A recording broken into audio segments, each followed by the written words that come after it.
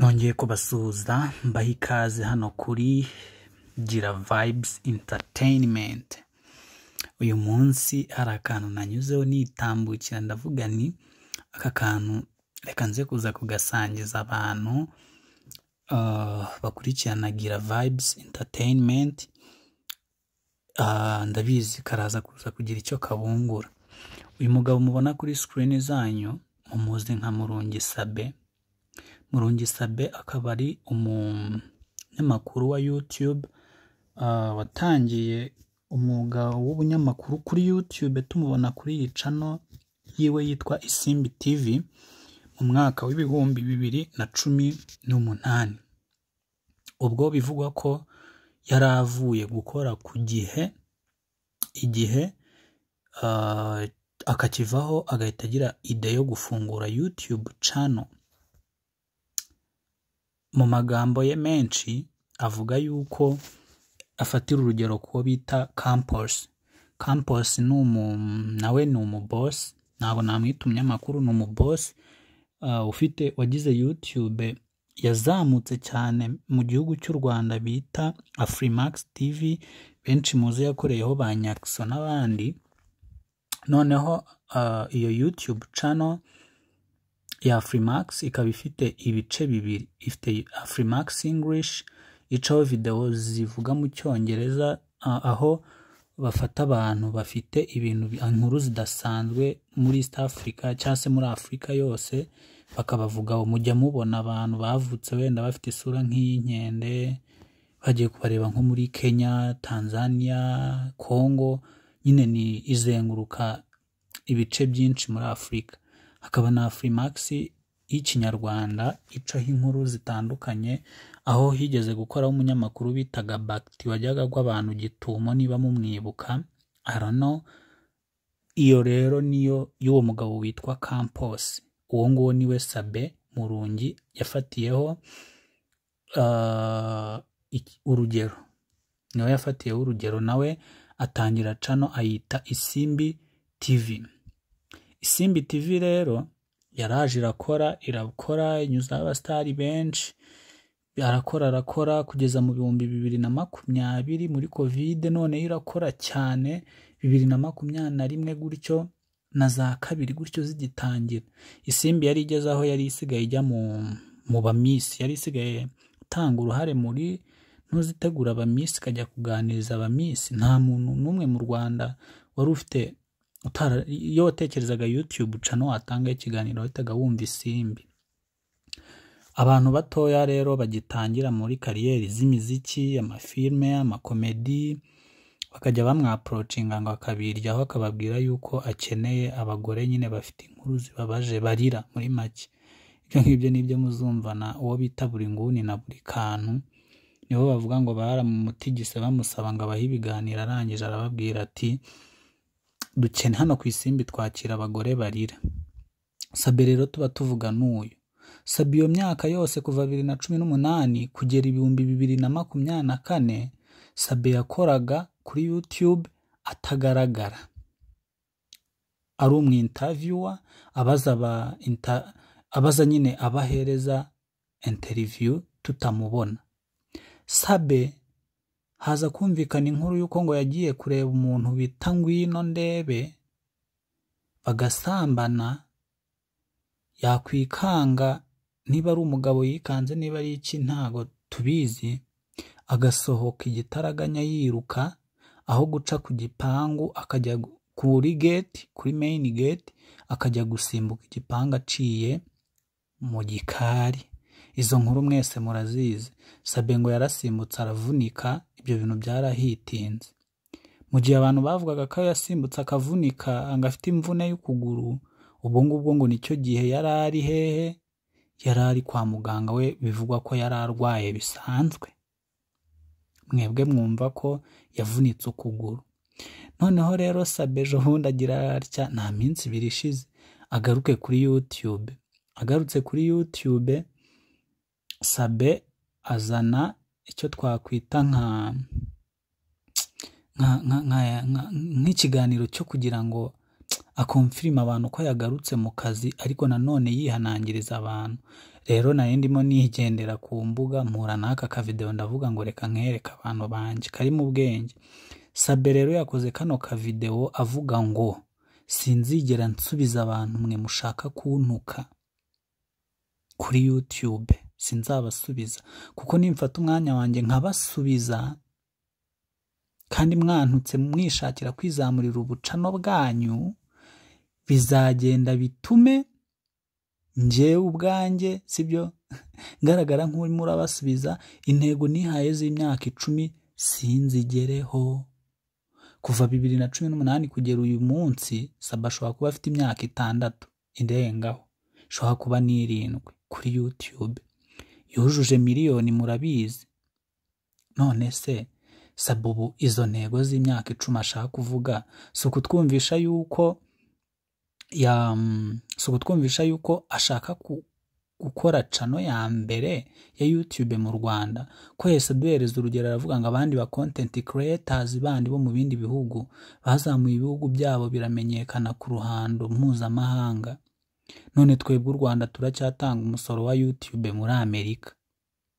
Urumva amagambo arangije atanga nanone urugero kuri wa muntu nababwiye afatiraho bita Campos, aravuga ngo nihe mwigeze mubona Campos asubizanya n'abantu, bavuga ko yashwanye na Nyakiso mwabonye asubiza hehe, bavuga ku nkuru zimwe na zimwe Afrimax yajyaga icishaho bakavuga ngo barabeshya z'ubuhanuzi ngo barabeshya, nihe mwabonye Campos asubizanya n'abantu? Naho ariko nanone Sabe natubwo tutirengagiza yuko bimuvugwaho yuko akunda abagore, bishobora kuba ari ukuri kuko bamwe mu bo yita inshuti ze baramushyize ahagaragara. Noneho rero ngiye reka ibyo tubireke, sinavushakaga kujya mu matiku cyangwa se imanza, reka twivurebere gatoya kuri kugitumye nshyiramo aka kavideo. Ibyo rero mbabwiye nibyo mugiye kumva avuga, reka nangire mwiyumvire. Urashaka kuvuga ukeneye kuzamura agacano kawe cyangwa Facebook yawe cyo kugusubiza, hanyuma intego zanjye z'imyaka 10 ze nzazigeraho muri YouTube. Urabyumva? Ajye kugusubiza intego zazazigere hate z'imyaka 10. Intego z'imyaka 10 nagusubiza zigere hate. Navuga na director na YouTube, n'abafite ama contact muri YouTube. Abandi ba content creators ku isi baza mu bihugu byabo, bakije ibihugu byabo, twebwe imisoro twiga tuyihatanga muri Amerika. Ntabwo ngomba gufocusinga, ngomba kureba imbere, ngomba gukora icyo ngomba gukora, ngomba gusubiza umuntu wari wese. Ntago agomba kubasubiza. Nk'iki cy'imisoro arimo arakivuga kugira ngo yereke abantu yuko ari we nyine uzi bya YouTube cyane, ari we nyine uhatse YouTube cyane, kandi ntazi ko ari abana bamaze kumuca muri humye. Yega afite subscribers nyinshi, ariko nanone ntago bivuga yuko ari we mu expert wa YouTube mu Rwanda. Hari amashuri yigisha ibya YouTube, Sabe ntago tuzi ishuri rye ryanyuze muri ayo ntago tuzi yuko izina rye ryanyuze muri ibyo bigo, ariko arimo aravuga gutyo kugira ngo abereke. Ahangaha ni nko kugira ngo abereke ko atari ku rugero rwabo. Nigeze mubona umuntu nka Campos ajya gusubiza umuntu wapi? Afite platform nini, uriya n'ibintu arimo aratekereza ni ibintu binini cyane. Umuntu aratekereza ibintu binini ntabwo ajya kwigusubizanya n'abantu bamutuka. Ikindi kandi narigishijwe kujya gukanwa guca mu ishuri ni kazima.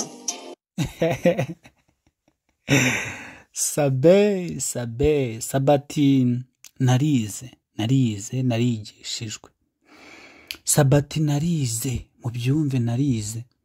Niba narize rero ntago mfite umwanya wo kuza mpuza n'abantu bose mbonye nsubiza ngo yamvuze ngo nje kumusubiza. No, yarize Sabe yarize guys. Kandi abandi bo ntibize. Sabe yarize guys, Sabe yarize. Kana guca mu ishuri kazima. Ni nawe uzabona nyine umuyobozi mwiza naho ati yiga. Ni Rwanda rw'ejo yiga. Ni murage nawe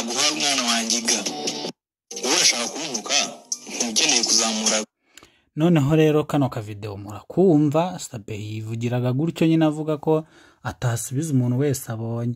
Noneho rero impamvu nyamukuru yatumye nkabereka, tugiye kunyarukira kuri comment. Si comment nyinshi, ni comment zigera nko muri 16 zonyine nshaka ko turebana. Noneho mwumva uburyo Sabe mwumva uburyo abanyarwanda ari hatari. Wa mbere rero yese anyarukiraho ati bamwita uri mu benshi Tini Baptiste. Ubwo ni nka Baptiste nuko tamenye uko yabyanditse. Yaravuze ngo ijipo ko yakunaniye kuyireka. Arangije uwitwa Yasini Yasa aramusubiza ngo uri mu benshi, nyine yandika uwo muntu aseka comment ye. Noneho uwo bita Ahmad Shabani ati uriyemera mu biki? Fabricated stories full of lies. Bivuze ngo inkuru nyine z'impimbano, fabricated, ibintu bifaburitse, inkuru z'impimbano zuzuye ibinyoma gusa, nibyo bita kubaka. Toka waca upuzi. Ntusubiza, urimo urakora ikisi. Idiot, itiku gusa. Uyu nguyu we yabyegereje umutima aranatukana. Yarimo aramubwira ngo inkuru z'impimbano ujye uzana ukatwereka kuri YouTube, warangiza ngo urimo urubaka, uri kubaka ikisi. Toka aramutokesha cyane ati ntusubiza, urimo urakora ikisi. Iyi video wayisohoye kugira ngo ukore iki? Mwagiye muvugisha ukuri. Arangije ahita anamutuka ngo idiot mu bantu bazi indimi z'amahanga ashobora kuba yamwise nk'igicucu cyangwa se ikigoryi, ngo nitiku gusa. Guys, Sabara ziriki. Uwo bita M Gave aravuga ati uranze ukomeje kwigira jetiri koko, ni wowe se wize wenyinera? Abize bariyo bari brother. Urumva uyu nguyu wahakanye kwiga kwa Sabe nta kanzu ya kaminuza twamubonyemo. Sabe nta makuru y'abantu bavuga ngo uyu twariganye. Sabe ntaki uretse n'ibyo ngibyo no ku gihe bamwirukana. Bamwe bavuze yuko ngo ari uko itangazamakuru ryabo ryamunaniye. Ibaze kugira ngo bakwirukane ku kinyamakuru, nibarangiza n'ama interview bakoresheje abantu yose bayasibe. I'm telling you the truth. Aka kanya ugiye ku gihe imbuga zayo zose, nawe ubwe muri iyi video nimuza kwireba ku Isimbi arabyivugira. Yavuze yuko interview zose yakoze ku Isimbi bazisibye. Sorry. Interview zose yakoze ku gihe bazisibye. Kuki bazisibye? Biravugwa ko byagaragaye ko Sabe nta tangazamakuru azi. Niyo mpamvu bamwirukanye akagira courage zo kujya kwikorera Isimbi ngo abereke yuko bibeshye. Ariko se amaze kuba successful, atsinze, abaye umunyamakuru w'umwuga, kuki batavuze ngo Sabe dusanze arengana ngo bagarure ibyo yakoze?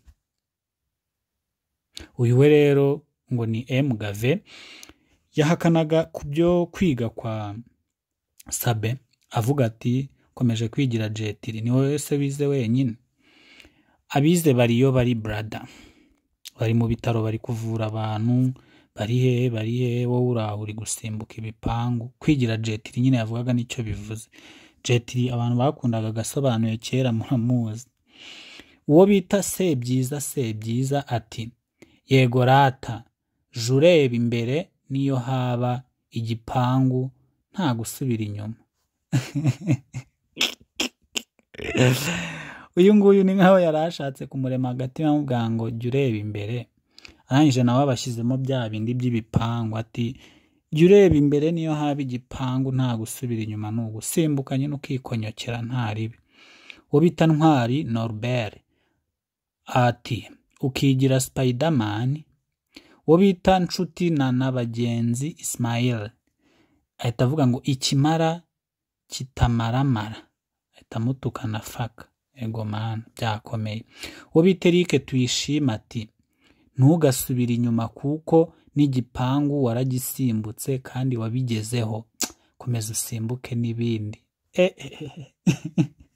Guys, I'm telling you the truth. Iyo abanyarwanda bakubonyeho urwaho zikumiraho. Uyu Sabe mu myaka yashize baramukundaga cyane bamusingiza, ariko reba uwo bita Jesus Washington, sinzi impamvu ntakwemera. Urumva ngo sinzi impamvu ntakwemera. Uwo bita Mutabazi Jean de Dieu ati uriyemera pe, nta nubwo ugira n'isoni. Ibaze kugira ngo comment zize ziri zingahe, maze gusoma comment zingahe, izo zose wumva nta muntu n'uyu n'umwe uri ku ruhande rwa Sabe. Nuruhe rwanga abantu baba bakwanga ku buryo bose baza bakopoza.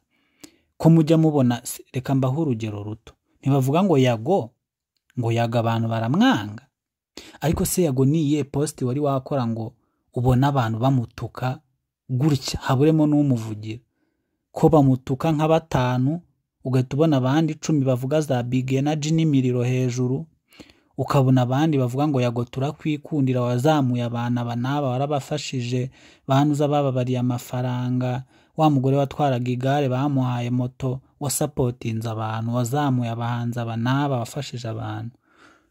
Ninde wigeze abona comment Yago bamutuka zose bamutuka? Ariko reba Sabe, ngeze muri commentaire zingahe barimo baratuka Sabe. Dorcas Dada niwe tugezeho, twagiye twakomeje cyane. Dorcas Dada ati hari icyo upfana na Jihadira. Uyu sinzi icyo yabirebeyeho. Jihad ngo yerekanye ubwambure bwe ku mbuga nkoranyambaga yikinisha, abantu ngo babona agapipi kiwe ari gatoya, ngo babonaga birabyanwa n'urutwe ukuntu rungana, batungurwa no kubona nyine Jihad ari mutoya gutyo. None uyu nguyu ati hari icyo upfana na Jihad, ntawe wamenye icyo agendeye abwira Sabe gutyo, ko Sabe nta byanwa mubonana, Sabe ntaki. Guys, reka twikomereze. Uwo bita Dushimirimana Benoit ati ashyiraho ubu emoji buseka, ati yego Rambo ku gipangu we. Imagine. Uwo bita Sandra Izire focusinga mu ngutiya za abantu zarata. Yesu we, ibaze kugira ngo n'umuntu nk'uyu nguyu ngo ni Sandra w'umukobwa nawe avuge gutyo, ngo focusinga mu ngutiya za abantu zarata. Uwo bita Rosine Kubwimana ati ingutiya uzazireke, wenda uyu we yamugiriye inama. Sabe, byaragaragaye ko ukunda abagore, byaragaragaye ko ukunda abagore kabisa. Noneho Yasini, uyu Yasini we noneho si we sinzi n'ikintu bapfa, yaciye muri comment z'abantu benshi agenda replyinga. Ku musozo niwe watanze comment ye bwa mbere, aravuga ngo none se wowe kuki uhemukira abandi, toka kure waciye mu ishuri abandi baciye hesha. Ngayo nguko Sabe baramurwanya, sinzi icyo bamurwanyiriza. Yari Paradise Tenor kuri Gira Vibes Entertainment. Niba mukunda ibyegeranyo byacu, ibiganiro, amakuru atariho ivumbi, guys, kora subscribe kuri YouTube, ushyireho like, noneho nurangiza ukore kuri share, usharinge kano ka video kabashe kubanwa n'abandi. Niba hari umuntu urengana, dufatanya n'isi kumurenganura. Niba kandi hari n'umuntu ukora ibintu bibi, dufatanya n'abantu kumuvugiraho, tukamubwira ibyo yabasha guhindura akabihindura. Twiga gukoresha imbuga nkoranyambaga neza guys, kuko mu mwanya ushize nabwo nabonye post y'Igihe, mbona tweet kuri X ya Ribu bitangaza ko hafunzwe uwo bita Jean Bosco muzi nka Fata ku mavuta, azira imikoreshereze mibi y'imbuga nkoranyambaga, kuba harasinze umuntu cyangwa se yaravuze nabi umuntu akamwangisha n'abandi akoresheje imbuga nkoranyambaga. Natwe rero dufatanya n'abantu kwiga imikoreshereze myiza y'imbuga nkoranyambaga, ndetse kandi n'abakora nabi tukagerageza kubakebura, tukabereka inzira nzima, tukabereka umurongo muzima w'ibyo bakwiriye gukora. nakagaruka rero ibintu byacu, kora subscribe, like, unasharinge iyi video ibashe kubonwa n'abantu benshi. Murakoze.